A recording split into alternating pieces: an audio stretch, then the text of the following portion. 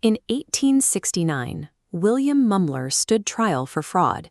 He claimed he could capture the spirits of the dead on camera, producing images that showed living people sitting alongside the translucent, floating apparitions of their deceased loved ones. The prosecution brought in master showman P.T. Barnum to dismantle the illusion.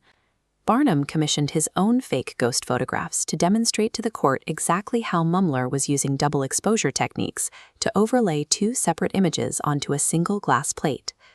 The court case laid the mechanics of the scam bare for the entire country to see, yet the business of spirit photography boomed afterward. Even Mary Todd Lincoln visited Mumler's studio 3 years later to pay for a portrait with the ghost of her assassinated husband. Humans possess an innate psychological shortcut called the truth bias. For millennia, our survival depended on instantly processing visual and auditory information. If early humans saw a predator, they didn't pause to debate its authenticity. They ran.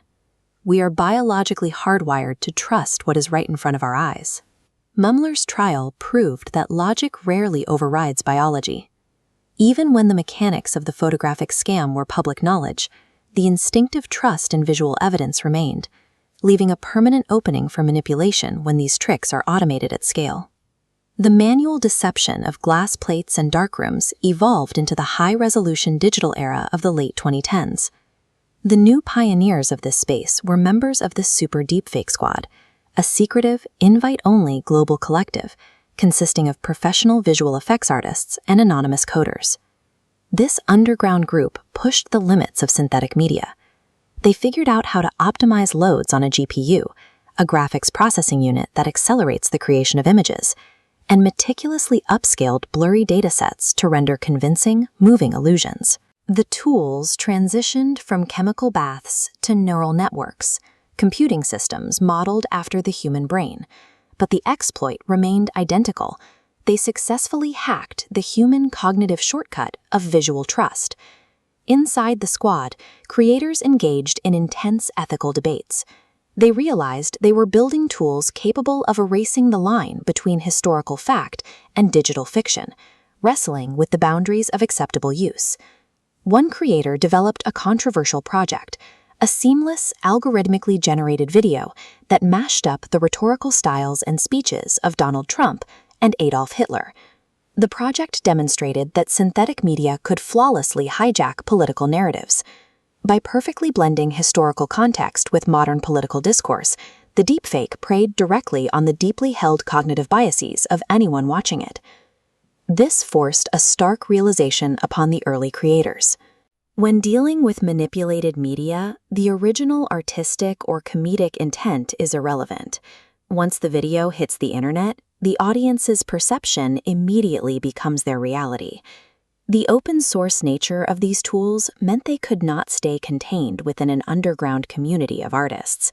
The technology rapidly leaked to organized cybercriminals, shifting the threat landscape from viral entertaining memes to highly targeted corporate fraud. Traditional corporate firewalls cannot stop a deepfake because the attack targets human psychology rather than software. A single employee authorizing a multi-million-dollar wire transfer after seeing a familiar synthetic face on a video call is the ultimate security failure. Artificial intelligence generation is currently advancing much faster than artificial intelligence detection. Businesses must stop relying solely on software filters to catch deepfakes, and instead rebuild how they verify truth internally. Looking at this animated diagram of a corporate organizational chart, we can map a company's trust ecosystem. During the first 30 days of implementation, a business must identify the specific nodes where individuals hold financial authority, highlighting the exact blind spots where a fake executive request could slip through. To secure these pathways, high-risk nodes need immediate, low-tech barriers like personal code words. Establishing a secret phrase between an executive and an accounting manager ensures that a verified human connection must happen before a single dollar moves. Moving into days 31 through 60, the data flow expands to incorporate a slow-it-down protocol.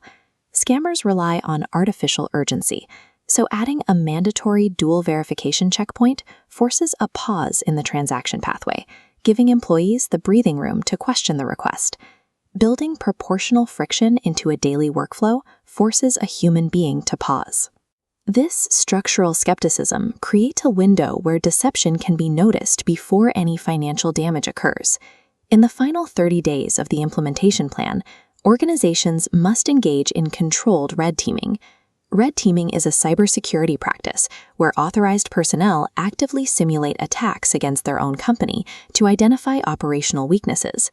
Security teams send simulated deepfaked voicemails or fake executive emails to their own staff.